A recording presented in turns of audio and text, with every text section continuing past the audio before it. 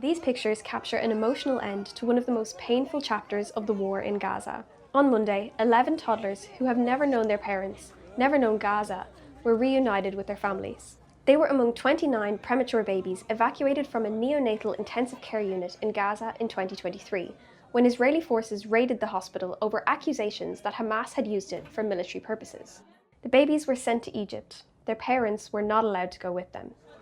"I couldn't touch her, I couldn't hold her in the 2.5 years," one mother said as she embraced her daughter Bassam.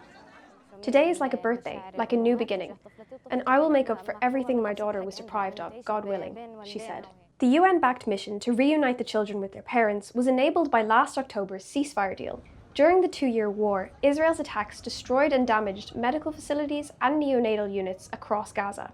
Doctors said 7 of the 29 babies who were evacuated died while in Egypt, and beyond the 11 who returned to Gaza, the remaining children are with family outside of the Palestinian territory.